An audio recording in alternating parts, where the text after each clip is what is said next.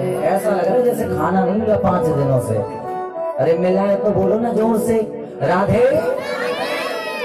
तो बंधुओं, अगर कहीं कोई धर्मवादी व्यक्ति वहां पहुंच गया जहां अन्याय हो रहा है तो एक बार आवाज जरूर उठानी है, भले ही आपकी वहां चले ना चले। क्यों?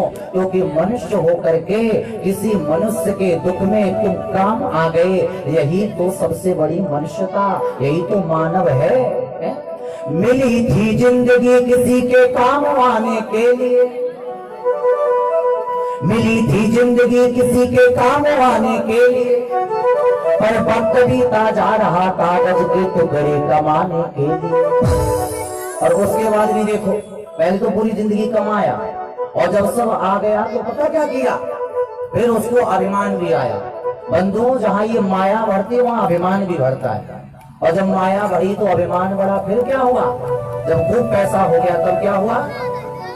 कितने कम वक्त हंसी ये गुब्बारे, कितने कम वक्त हंसी ये गुब्बारे, थोड़ी सी हवा में फूल जाते हैं, धरती से थोड़े ऊपर क्या उठे, अपनी औकात ही भूल जाते हैं।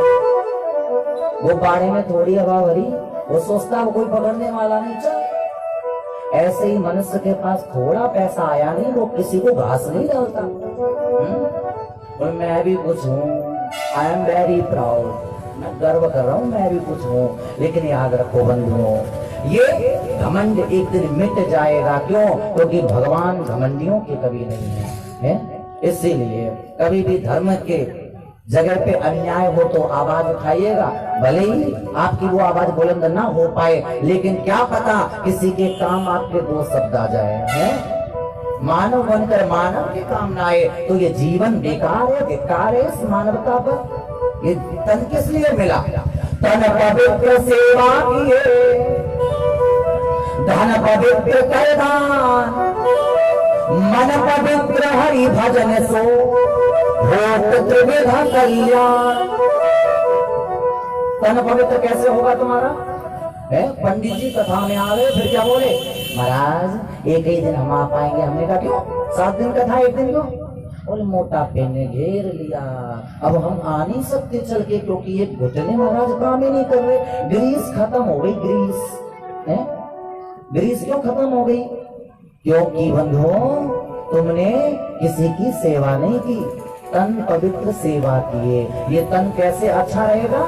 जब साधु संतों की सेवा करोगे, गांव में कथा हो रही, संत आए, ब्राह्मण आए, हैं? इनकी सेवा करो, कथा सुनो। कल चले जाएंगे, कितने दिन रह गए? अब आज 4 दिन हो गए, 2 दिन के बाद फिर तो जय श्री राम, फिर तो कहीं और जाके लग जाएगा मंच प्रांगण है। फिर इंदौर की पावन नगरी, सॉरी नागपुर की पावन नगरी में 1 जनवरी से लाइव टेलीकास्ट होगा, फिर वहां आप लोग सुनना यूट्यूब पर है कथा को। तो ये तो सब चलता ही रहता है, लेकिन यदि मानव बनकर आए तो किसी के काम आइए। तन पवित्र सेवा की, सेवा भाव होना चाहिए यदि तन को शुद्ध रखना है। तन पवित्र सेवा किए और धन पवित्र कर दान। इतना कमाए जा रहे हैं, कहां ले जाओगे? कहां जाएगा? न तुम्हारे साथ रहने वाला है, ये बेटे के पास आएगा, और ज्यादा कमाकर तुमने बेटे के लिए रखा नहीं कि वो भी नालायक बन जाएगा। क्या होगा? जो बाप अपने बेटे के लिए लाखों की संपत्ति छोड़ जाते हैं, वो बेटे कुछ बनने से पहले ही नालायक हो जाते हैं। बंधुओं, मेरी कथा कह रही है, सुन लो सूत्र। इतना कमाओ जो तुम्हारे काम आ सके, इतना छोड़कर मत जाना जिससे कि तुम्हारे बच्चों में विकृति आ जाए। क्यों? क्योंकि फ्री का धन केवल विकृति देता है, बुद्धि को खराब कर देता है। इसीलिए आप कमाइए, बच्चों को पालिए, अच्छा पढ़ाइए लिखाइए, लेकिन बच्चों से कहिए माय डियर सेल्फ बनिए। क्या करिए? जब तक तू कुछ करेगा नहीं तब तक तेरी शादी नहीं होगी। शादी कब करनी चाहिए? जब सेल्फ हो जाओ, जब कुछ करने लगो। आजकल क्या हुआ? आजकल लोग कैसे विवाह करते हैं? गांव में तो अभी भी यही प्रथा है। बोले 20 बीघा है उसके, कितने? 20 बीघा है। लड़का ठीक है। मैंने कहा करता क्या है? बोले करता धरता कुछ नहीं है, बस वही खेती कर रहा है। ना ना महाराज, मेरा कहना है कलयुग में आदमी कितना आगे बढ़ गया है। आपका बच्चा भले ही खेती ना हो, मैं कह रहा हूँ अगर आपकी बेटी सुखी रहे तो एक सूत्र याद रखो, भले ही खेती ना हो, छोटा सा मकान शहर में हो, लेकिन वह बच्चा यदि अपने पैरों पे खड़ा है तो खुशी खुशी बेटी ब्याह देना, क्योंकि वो कभी भी उसको दुखी नहीं रखेगा। जो दूसरों पर आश्रित रहते हैं वो कभी भी किसी को सुखी नहीं रख सकते। बाप की संपत्ति पे क्यों फूलना, फूलो तो अपनी संपत्ति पे फूलो। और आजकल बच्चे बाप की संपत्ति उड़ा रहे हैं, क्यों? बाहर में जा रहे, डिस्को में जा रहे, क्यों जा रहे हैं? इसीलिए जा रहे हैं क्योंकि फ्री का मिल गया।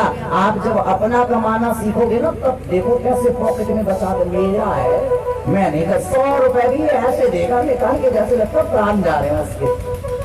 तो बंधुओं, कभी भी इतना मत कमाइए कि वह विकृति पैदा करे घर में। धन पवित्र कर दान। थोड़ी कहीं कथा हो रही है, अपनी कमाई में से अगर तुम्हारा पति 100 कमाता है तो 10 रुपए मेरे ठाकुर जी को जरूर देना। क्यों? क्योंकि 10वां अंश कमाई का दान करने से क्या होता है?